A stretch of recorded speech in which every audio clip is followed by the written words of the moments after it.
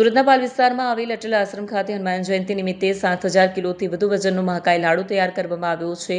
દેશના ઇતિહાસમાં પ્રથમવાર આટલો વિશાળ લાડુ બનાવવામાં આવ્યો હોવાનો દાવો કરવામાં આવી રહ્યો છે। મહત્વપૂર્ણ છે કે વર્ષ 2004થી ભક્તોને પ્રસાદ રૂપે લાડુ આપવાની પરંપરા અહીં શરૂ કરવામાં આવી હતી, જે આજે એક વિશાળ સ્વરૂપ ધારણ કરી ચૂકી છે। આ મહાપ્રસાદ તૈયાર કરવા માટે અંદાજે 1500 કિલો શુદ્ધ ઘી, 2000 કિલો બેસન અને મબલખ પ્રમાણમાં ડ્રાય ફ્રૂટ્સનો ઉપયોગ કરવામાં આવ્યો છે।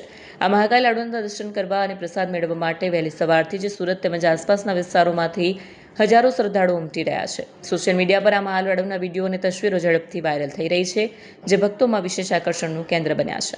અટલ આશ્રમ પારદેશ્વર મહાદેવ હનુમાનજી મંદિર। आज मित्रों हनुमान जन्म उत्सव ની દેશવાસીઓને મંગલ શુભકામના। 2004 થી 551 કિલોથી શરૂ કરી લાડુ આજે 7,000 કિલો એક લાડુ આ ધરવામાં આવ્યું છે। હમણાં બેન્ડ બાજા સાથે એનું સ્વાગત કરી, પૂજા કરી અને ભક્તોને પ્રસાદ વિતરણ કરવામાં આવ્યું છે। ક્યારથી બનવાની શરૂઆત, કેટલા ભાવિક ભક્તો જોડાઈ ગયેલા છે અને કઈ રીતે આખા દિવસના કાર્યક્રમો છે?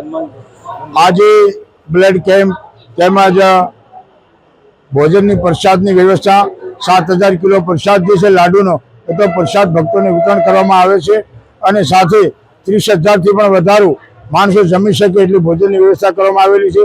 3,000 કિલો બુંદી ગાંઠિયા અને એ બધી વ્યવસ્થા ભોજનની 10, 10:30 થી શરૂ થઈને રાતના 10 વાગ્યા સુધી આ ભોજન પ્રસાદની શરૂ રહેશે અને કમસે કમ 50,000 થી 60,000 માણસો આના લાભ લઈ શકે છે।